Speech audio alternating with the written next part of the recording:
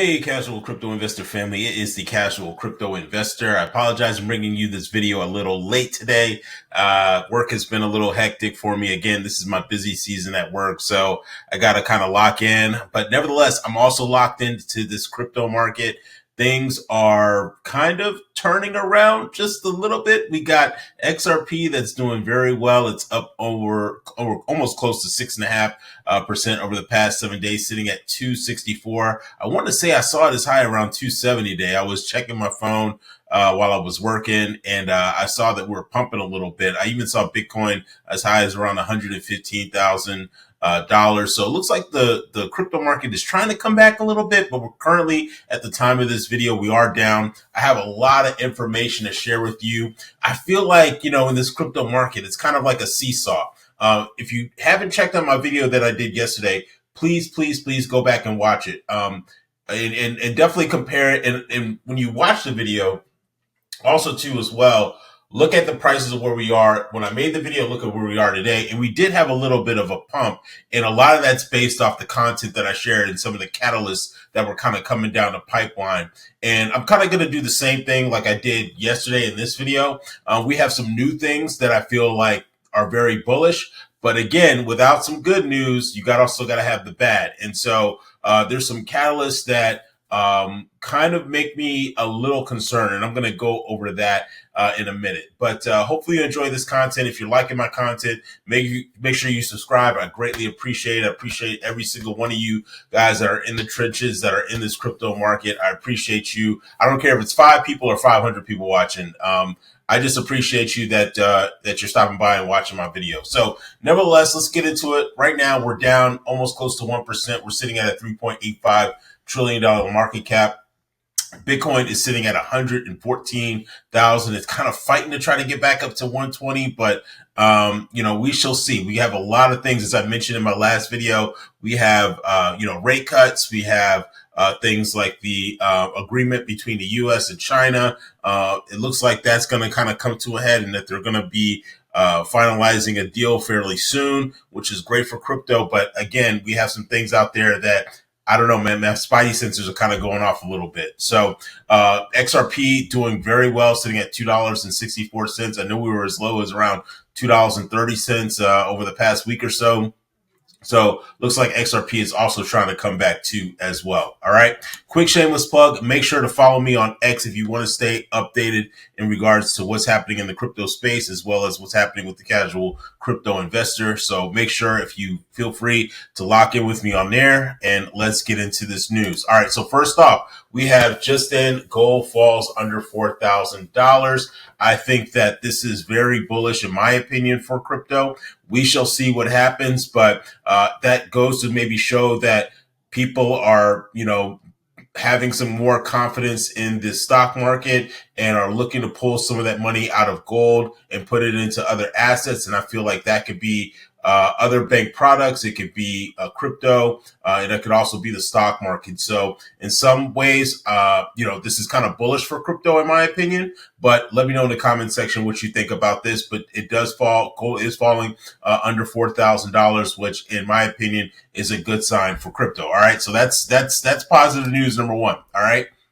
Next up, positive news number 2. We have Canada is set to unveil stablecoin rules in the next federal budget to mirror the U.S. Genius Act. I think like this is another bullish move for crypto. That means other countries might fall in suit and might endorse crypto a lot more than they already have. And so this will obviously open the markets, open more entryways for people to get involved in crypto, and not just, common folk like you and me, but also larger institutions too as well. And so obviously Canada is another big country here in North America. And I think that this is very optimistic and very bullish for crypto. All right. Next up, too, as I mentioned earlier, again, just to kind of reiterate, Federal Reserve is expected to cut rates 25 basis points. I think that's probably very reasonable. I think that's most likely what's going to happen. Now, if we get something crazier, like a 50 basis points, I mean, I think the crypto market will absolutely explode, in my opinion. But again, I think 25 basis points is very reasonable, very conservative. And I think that's probably more in line of what we will probably see. And then hopefully sometimes maybe this week they'll make an announcement in regards to where they're going to be dropping the interest rate. And again, the lower the interest rate goes, the higher assets like crypto go up. So another thing to be mindful of and watch out for. All right. Next up, too. Now, this is where it gets a little dicey, and this is where my spidey senses start going off a little bit. All right. So it says, Justin, this is from Watcher Guru. Justin, Amazon to fire 30,000 employees starting tomorrow. Again, this is October 27th.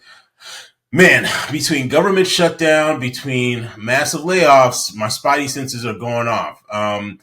Because it's going to be interesting to see what the unemployment report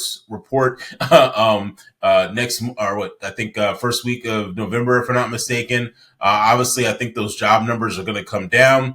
We'll probably see a reduction in the stock market once these unemployment numbers roll out, and I think that's going to be fairly high because you also got to remember. While the government is shut down, you have a lot of government contracting companies that are basically had to probably lay off people in order to kind of stay afloat. I was actually, it's funny, I was actually at the dog park the other day, and there was a guy who does some type of contracting or something. I'm not sure what exactly his work does, but he is a government contractor, and he was saying that hey, he just found a job a couple of weeks ago. And so again, guys, I think this is something to be mindful of. The reason why I'm saying that, and then one of my strategies, what I think I might try to do is maybe wait until these unemployment numbers come out because, I think because if there's a dip in the market, I want to take advantage of it. And so if we come out like with some crazy unemployment numbers, I think that the stock market will drop. I think the crypto market will drop too as well. People will get conservative and want to will probably pull their money out of the stock market as well as pull their money out of crypto. And that could be a good buying opportunity. So just something to, kind of keep in the back of your mind. Again, not financial advice by no means, just strategies that I'm sharing, that I'm kind of formulating in my head. And I'm just kind of a talking head on YouTube, sharing some things that are popping in my head in regards to some buying opportunities when it comes to crypto. All right. Next up, too, as I mentioned, too, the schedule for the unemployment numbers should, I think, be coming out. Let's see here. November 7th. Okay, so November 7th, October's. That's right. I forgot. It's a month behind. So November 7th at 8:30. The job report numbers. So that's in about a week or two. And so we'll see what happens with that in regards to where we are with the unemployment situation. All right. Next up. Now, this is very bullish. I gave you some of the bad news. Now, let's get back to some of the positive news. This is huge. Western Union is piloting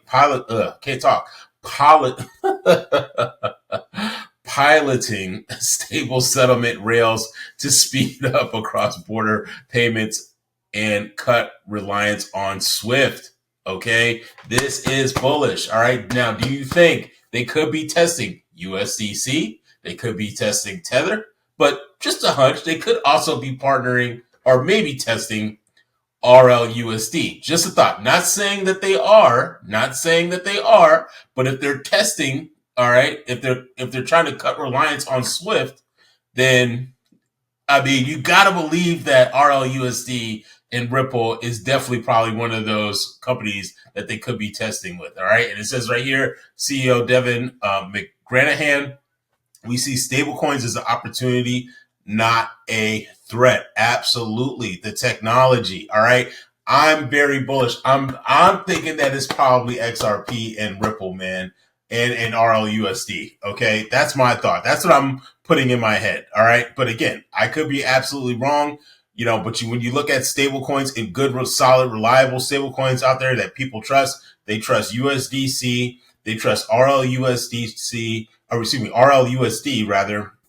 And, a lot of people still do trust Tether. All right. I can't not deny that, even though I feel like they're kind of sketchy a little bit, but nevertheless, This is the fact. So this is very, very bullish on crypto. All right. Next up, we have big news. We have Coinbase and Citi looking to partner in regards to the future of payments. This is very bullish for crypto, very bullish for Coinbase. Coinbase is out here making some power moves, man. I mean, they are doing some really cool things. They're pushing forward with this whole crypto regulation, and now they're partnering with Citigroup. And Citigroup is one of the largest banks in the US. All right. They have probably hundreds of thousands of customers. Okay. It says right here, we're collaborating with Citi to build the future of payments. It's looking to explore making it easier for Citi clients to use digital assets. Okay. So you'll probably be able to custody crypto with Citi if you so choose. You could probably buy products and maybe even get to the point where you can buy things with crypto using your Citi card. Okay. I'm sure there's probably a wide range of products that they're looking to roll out. Okay.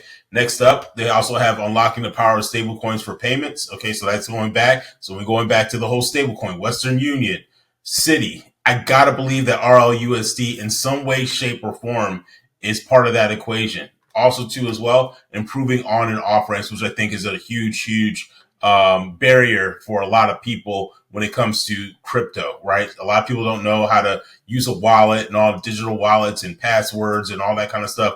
Most people become so spoiled here, especially here in the States, because a lot of people use Zelle and apps and stuff like that to move money. They use PayPal. They use all these different applications to move money back and forth. And so if they can find a more seamless way of doing that, hey, my hat's off to them.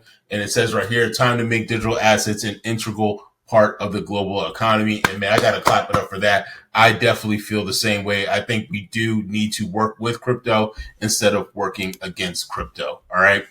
One thing that I also wanted to point out too as well, when you look at Citigroup, I looked it up on Google here, and it says right here, Citigroup is one of the largest banks in the United States, with total assets of approximately 2.57 trillion as of early 2025, making it the third largest bank in the U.S. globally. Oh, I'm sorry, in the U.S. Yeah, but largest bank in the U.S. globally. It has a presence in over 180 countries and serves over 200. Sorry, I said hundreds of thousands, 200 million customer accounts. That's absolutely insane. And this is massive. So dude, this is a huge power move for Coinbase.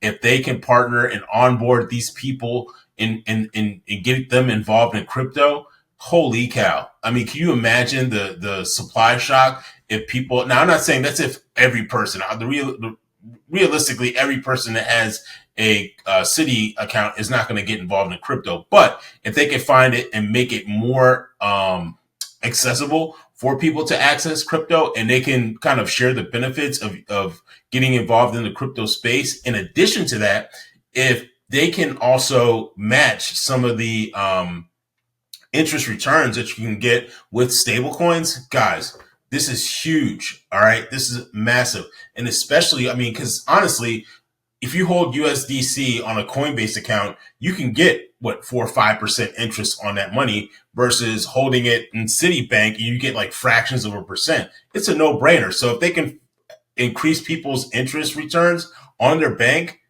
not on their bank, but on their money in the bank, it's a no brainer, guys. So guys, let me know what you think about this. Where your head's at in this crypto space? Are you bullish? Are you hesitant? Where are you at in this crypto space? Because I feel like, honestly, right now, I think that there's more positive news than negative, and there will be some ups and downs in the crypto market. That's just the way it is.